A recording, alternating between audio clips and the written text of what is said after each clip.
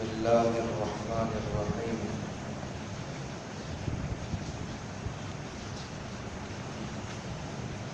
ألهاكم التكاثر حتى زرتم المقابر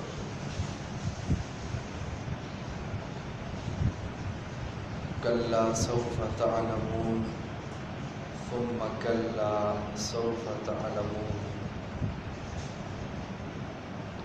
كلا لو تعلمون علم اليقين لترون الجحيم ثم لترونها عين اليقين ثم لتسألن يومئذ عن النعيم صدق الله مولانا العظيم إن الله وملائكته يصلون على النبي يا أيها الذين آمنوا صلوا عليه وسلموا تسليما اللهم صل على سيدنا ومولانا محمد كما تحب وترضى بأن تصلي عليه.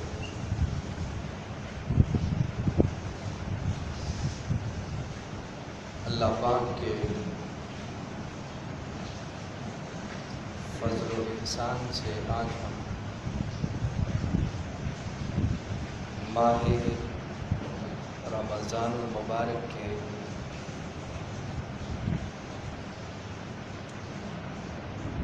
نامے روزے کے اندر شرکت کی سعادت حاصل کر رہے ہیں. اللہ پاک ہم سب کی عبادات کو اپنی بارگاہ میں قبول فرمائے.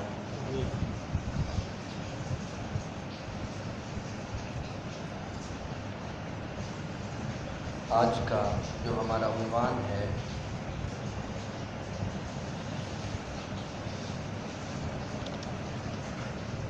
وہ سورۃ التکاثر کے حوالے سے.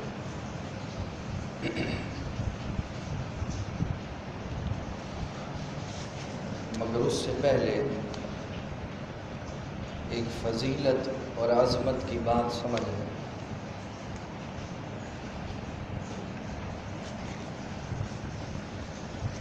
یہ جو 30 دن کے روزے ہیں جس کا حکم ہوا امر ہوا تو علامہ اسماعیل حقی رحمۃ اللہ علیہ فرماتے ہیں وَعَلَمْ أَنَّ اللَّهَ تَعَالَى أَمَرَنَا بِصِيَامِ شَهْرٍ كَامِلٍ لِيُوَافِقَ عَدَدَ السَّنَةِ فِي الْأَجْرِ الْمَوْعُودِ. فرماتے بے شک جو اللہ نے ہمیں حکم دیا ہے کہ تم ماہ رمضان کامل کے روزے رکھو تو فرمایا ان 30 دنوں کا اجر اللہ پاک پورے سال بھر لٹاتا. یہ نہیں کہ 30 دن روزے رکھے اجر ملا، فرمایا نہیں پورا سال اجر ملتا. کیسے؟ اب وہ سنیے. فرماتے ہیں قرآن مجید کی آیت ہے من جاء بالحسنۃ فلہ عشر امثالھا کہ جو بندہ ایک نیکی کرے ہم اسے اس کی جزا 10 گنا دیتے ہیں.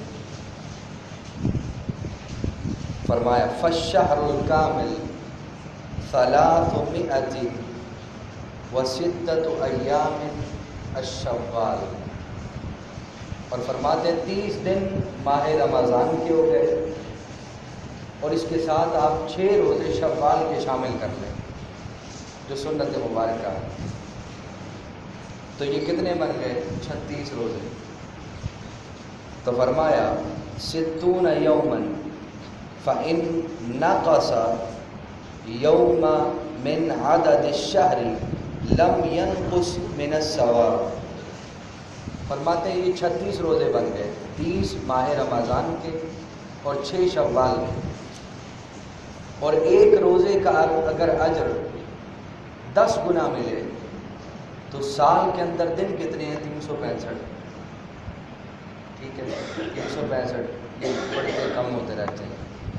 تو فرمایا اگر 36 روزے رکھو اور ہر روزے کی جزا 10 گنا ملے تو 36 کا عوض آپ کو سال میں 360 کے برابر اجر ملتا ہے. ایک کا اگر 10 کے حساب سے لگایا جائے کہ ایک کی جزا 10 گنا ہے تو 36 کی گنا 360 گنا ہوگی. تو فرمایا روزے تم 30 دن رکھو گے اجر تمہیں اللہ پورا سال عطا فرمائے. سبحان اللہ. یہ بڑی لطیف بات ہے، اس لیے اس کا ذکر بڑا ضروری تھا. فرمایا اللہ اجر دیتا ہے اور پھر اس کے اندر کمی نہیں ہوتی. لم ينقص منہ، اس کے اندر کوئی شے کم نہیں کی جاتی، اجر پورے کا پورا ملتا ہے. اسی مناسبت سے میں نے سمجھا کہ ہم قرآن مجید کی چاہے جائے کہ ہم کوئی اور موضوع پکڑیں، روزے پہ فضائل کے بات کرتے رہیں، وہ مناسب نہیں. فضیلت سارے جانتے ہیں، کیوں نہ ہم آخری قرآن مجید کی صورتوں کو روزانہ کی بنیاد پہ پڑھیں اور اس سے جو احکام استنباط ہوتے ہیں ان کو استنباط کریں، نکالیں اور نئی چیز سامنے لے کے آئیں. تو آج آغاز کرتے ہیں سورہ التکاثر سے. روزانہ کی ایک صورت پڑھیں گے، ترجمہ اور اس کی تشریح کر لیں گے تاکہ وہ جو ہم قرآن کے اندر پڑھتے ہیں، نماز کے اندر پڑھتے ہیں تو ہمیں اس کا تفہم ہو جائے، سمجھ آ جائے معنی. اللہ پاک نے فرمایا الہاکم التکاثر. الحاق یہ ہلاکہ سے ہے، اس کا معنی ہوتا ہے ہلاک کر دینا. کیا آپ بولتے بھی ہیں کہ فلاں بندہ ہلاک ہو گیا ہے، اتنے بندے ہلاک ہو گئے، تو کیا معنی ہے؟ یعنی ان کا وجود مٹ گیا. تو اللہ پاک نے فرمایا الہاکم التکاثر، تمہیں مال کی محبت نے ہلاک کر دیا. التکاثر کہتے ہیں مال کا جمع کرنا، دولت جمع کرنا.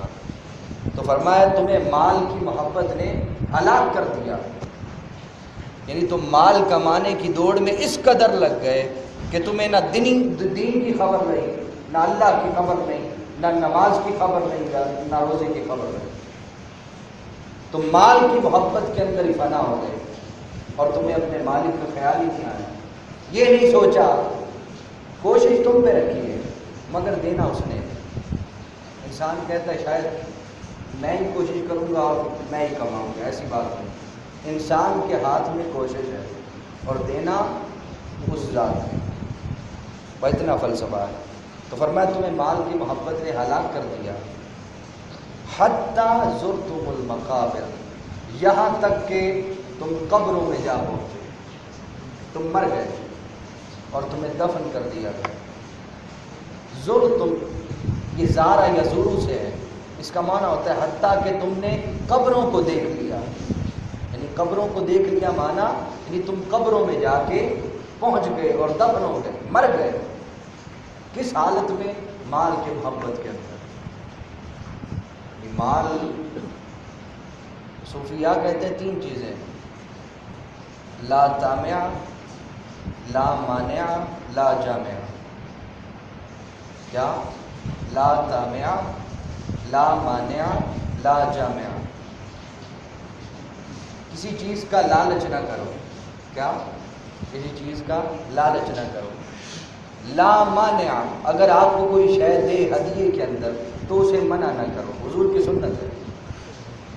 اور اگر مل جائے تو لا جامع، اسے جمع نہ کرو. یعنی ایک ہاتھ سے لیا دوسرے ہاتھ سے آگے تقسیم کرو. یہی فلسفہ نبوی صلی اللہ علیہ وسلم ہے اور یہی اولیاء کا طریقہ ہے.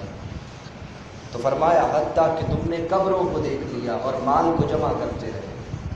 مگر طریقہ کیا تھا کہ مال کو کماؤ اور اسے اس کی جگہ پہ سپرد کر دو، لگا دیا، نہ کہ اسے جمع کر کے اولاد کے لیے رکھا جائے. 2 چیزیں ہوتی ہیں، ضروریات اور خواہشات. ضروریات پوری ہو جاتی ہیں، خواہشات باقی رہ جاتی ہیں. مولا علی رضی اللہ تعالیٰ عنہ فرماتے ہیں اپنی ضروریات کو پورا کرو، خواہشات کو چھوڑ دو۔ کیوں؟ کیونکہ ضروریات فقیر کی بھی پوری ہو جاتی ہیں اور خواہشات بادشاہوں کی بھی باقی رہ جاتی ہیں۔ اس لیے ضروریات کو پورا کرنے کے لیے مال کو جمع کرو اور اسے خرچ کرو تاکہ ضرورت پوری ہو جائے، کسی کے آگے ہاتھ نہ پھیلانا پڑے، محتاجی نہ ہو، تو ضرورت کی حد تک مال کو جمع کر دو۔ فرمایا اتنا نہ جمع کرنے لگ جاؤ کہ اس کی محبت میں پڑ جاؤ اور اصل حقیقی مالک کی یاد سے غافل ہو جاؤ۔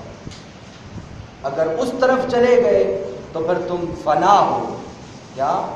تم فنا ہو، پھر تمہیں بقا اور وہ چیز نہیں ملے گی جو اور لوگوں کو ملی۔ فرمایا تم محبت کے اندر فنا ہوئے اور قبروں میں پہنچے۔ کلا سوف تعلمون، ہاں ان قریب تم جان لو گے۔ کیا؟ ان قریب تم جان لو گے۔ ثم کلا سوف تعلمون، پھر کہا ہاں ان قریب تم جان لو گے، تمہیں پتہ چل جائے گا۔ جیسے ہم کہتے ہیں تمہیں پتہ چل جائے گا، تمہیں میں دکھاؤں گا میں کون ہوں۔ اس طرح اللہ نے فرمایا تمہیں خبر ہو جائے گی جب تم مرنے کے بعد قبر میں پہنچو گے اور دیکھا جائے گا کہ مال کی محبت بڑی ہے یا مالک کی محبت بڑی ہے، تم دیکھ لو گے۔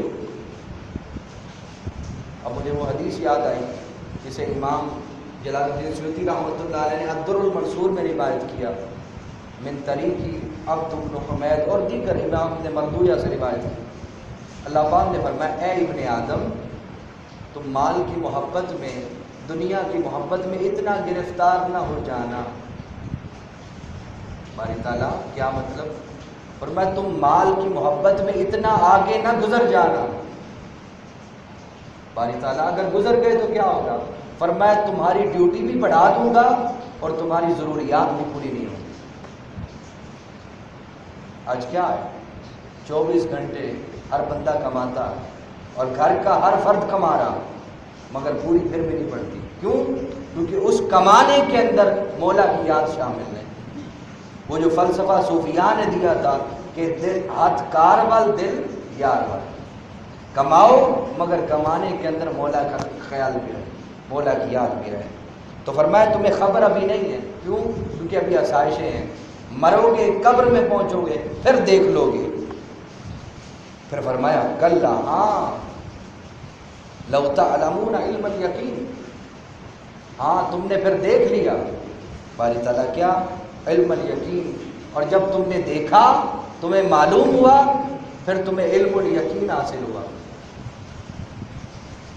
لَتَرَوُنَّ الْجَحِيمَ، جب تم نے جہیم دوزخ کو دیکھا، مال سے محبت کرتا تھا، ٹھکانہ دوزخ ہے، تو فرمایا جب تم نے دوزخ کو دیکھا تو تمہیں علم الیقین حاصل ہوا۔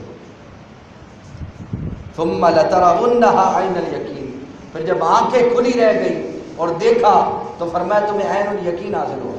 پہلے تو سنا تھا نا کہ مال کی محبت میں پڑھو گے تو دوزخ ہے، تو فرمایا جب تم نے سنا تھا تو اس وقت علم الیقین تھا، اب جب آنکھوں سے دوزخ کو دیکھ لیا تو تمہیں عین الیقین ہو گیا۔ اب اس پہ سمجھیں، یقین کی 3 قسمیں ہیں مختصر، ایک ہے علم الیقین اور ایک ہے عین الیقین اور تیسری ہے حق الیقین۔ اور یقین کا معنی یہ ہے جس کے اندر کوئی شک نہ ہو۔ یہ جو لائٹ ہے اسے عربی میں یقین کہا جاتا ہے، یعنی یہ واضح اور آپ ایک دوسرے کو دیکھ سکتے ہیں اچھی طرح اور پہچان سکتے ہیں کہ جو دیکھ رہا ہوں اس کے اندر کوئی چیز کسی قسم کا شک نہیں پایا جاتا۔ اگر صوفی شہباز صاحب نظر آ رہے ہیں تو یہ یقین ہے، کیونکہ لائٹ واضح کر رہی ہے اور یقین کو دور کر رہی ہے۔ اور اگر یہ لائٹ بند ہو اور آپ لوگوں کو دیکھ رہے ہو تو دھندلی نظر آئے تو وہ جو دیکھنا ہے وہ یقین نہیں، وہ علم ہے، مگر وہ یقین اس کے اندر شامل نہیں ہے۔ تو یقین یہ ہے لیس فیہ شک ولا ریب، جس کے اندر شک نہ پایا جائے اور ریب یعنی شک اور شبہ نہ پایا جائے، یقین یہ ہے۔ تو صوفیاء نے کہا، امام کوشیری نے کہا یقین کی 3 قسمیں ہیں، علم الیقین، عین الیقین اور حق الیقین۔ علم الیقین یہ ہے کہ آپ نے کہیں دیکھا کہ دھواں اٹھ رہا تھا، کیا کہیں دھواں اٹھ رہا تھا، تو آپ نے دھواں دیکھا تو دل میں خیال آیا کہ شاید کہیں آگ لگی ہے، جا کے دیکھوں۔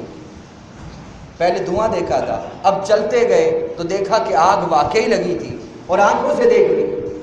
عین کہتے ہیں آنکھ کو، تو فرمایا جب آنکھوں سے دیکھا تو پہلے تو علم الیقین ہوا تھا دھواں دیکھ کے، اب جب آنکھوں سے دیکھا تو عین الیقین ہو گیا، اور مزید چاہا کہ مجھے یقین ہو جائے کہ واقعی آگ ہے، کوئی اور شے نہیں، اپنا ہاتھ اس میں ڈال دیا۔ جب ہاتھ ڈالا تو ہاتھ جلنے لگا، جب جلنے لگا تو آپ کو حق پر یقین ہو گیا کہ واقعی آگ ہے، جو میں دور سے دھواں دیکھ رہا ہوں۔ جب دیکھا تو یقین ہوا آگ ہے، جب آگ دیکھ لی اندر ہاتھ ڈالا ہاتھ جل پڑا، اب یقین کا حق حاصل ہو گیا۔ تو امام کشیری نے کہا یقین کی 3 قسمیں ہیں۔ پہلا جو قسم ہے علم الیقین کی، لِأَرْبَابِ الْعُقُولِ، یہ عقل والوں کو حاصل ہوتا ہے، جو عاقل لوگ ہیں انہیں علم الیقین کی دولت ملتی ہے۔ لِأَصْحَابِ الْعُلُومِ، اور جو یقین کی دوسری قسم ہے وہ اہل علم لوگوں کو ملتی ہے، علماء کو ملتی ہے۔ اور جو یقین کی تیسری قسم ہے لِأَصْحَابِ الْمَعَارِفِ وَالْمُشَاهَدَةِ، وہ صاحب مشاہدہ لوگوں کو ملتی ہے، وہ خاص اللہ کے انبیاء کو ملتی ہے یا اللہ کے اولیاء کو ملتی ہے، کہ انہیں دنیا کے اندر اللہ پاک نعمتوں کو دکھا دیتا۔ اس پہ آخری ایک بات کر لیتے ہیں۔ اللہ پاک نے فرمایا وَكَذَلِكَ نُرِي إِبْرَاهِيمَ مَلَكُوتَ السَّمَاوَاتِ وَالْأَرْضِ لِيَكُونَ مِنَ الْمُوقِنِينَ، اور اسی طرح ہم نے ابراہیم علیہ السلام کو زمین اور آسمان دکھائے، یعنی اپنی نشانیاں دکھائیں۔ کیوں؟ باری تعالیٰ کیوں؟ فرمایا لِيَكُونَ مِنَ الْمُوقِنِينَ، تاکہ ابراہیم کو یقین حاصل ہو جائے۔ تو حضرت ابراہیم علیہ، پھر امام راضی نے کہا، فرماتے ہیں کہ حضرت ابراہیم کو جب دکھایا تو انبیاء اور صوفیاء جو ہوتے ہیں، کوئی ایک خال اگر کوئی پردہ رہ جائے جس کے اندر دیکھنے میں رکاوٹ ہو، جسے آپ حجاب کہتے ہیں، اگر کوئی خال حجاب بچ جائے اور یہ مشاہدہ کروا دیا جائے تو پھر یہ بھی حجاب باقی نہیں رہتا، پھر سارے پردے ہٹ جاتے ہیں۔ تو فرمایا ہم نے ابراہیم کو دکھایا، کیوں؟ لِيَكُونَ مِنَ الْمُوقِنِينَ، تاکہ ابراہیم کو ہماری نشانیاں دیکھنے کے بعد ہم پہ یقین حاصل ہو جائے۔ اور امام راضی نے کہا جب دکھایا تو پھر اس کے بعد کوئی حجاب باقی نہ رہا، حضرت ابراہیم اسی طرح اپنے مالک کو دیکھ رہے تھے۔ اور عبادت بھی وہی ہے، یہ بات یاد رکھیں، عبادت بھی وہی ہے جس کے اندر مولا کا دیکھنا شامل ہو۔ حضور نے حدیث ایمان، حدیث جبریل کے اندر کیا فرمایا تھا کہ احسان کیا ہے؟ احسان کیا ہے؟ ان تعبد اللہ کأنک تراہ، احسان یہ ہے گویا کہ تو اللہ کو دیکھے، تو اللہ کی عبادت ایسے کرے کہ تو اسے دیکھ رہا ہے۔ فَإِن لَّمْ تَكُن تَرَاهُ، اگر تو اسے نہیں دیکھ سکتا، فَإِنَّهُ يَرَاكَ، پھر یہ گمان کر کے وہ مجھے دیکھ رہا ہے۔ تو اللہ تو ہر وقت بندے کو دیکھ رہا ہے، یہ کوئی بڑی بات نہیں۔ بات یہ ہے کہ بندہ جب عبادت پہ کھڑا ہو تو اپنے مولا کا دیدار کر رہا ہو۔ جس طرح مولا علی سے پوچھا گیا آپ عبادت، دعلب یمنی نے سوال کیا، اے علی جس مالک کی عبادت کرتے ہیں اسے دیکھا ہے؟ امام جامی نے لکھا تو سیدنا علی نے کہا کہ میں ایسا بندہ نہیں ہوں کہ جو مالک کی عبادت کرے اور اسے دیکھا نہ ہو۔ اور پھر یہ کہا، پر میں علی تو اس وقت تک سجدے سے سر نہیں اٹھاتا جب تک 70 بار مولا کا دیدار نہیں کر لیتا۔ اللہ پاک میں وہ مشاہدہ، وہ ایقان عطا فرمائے۔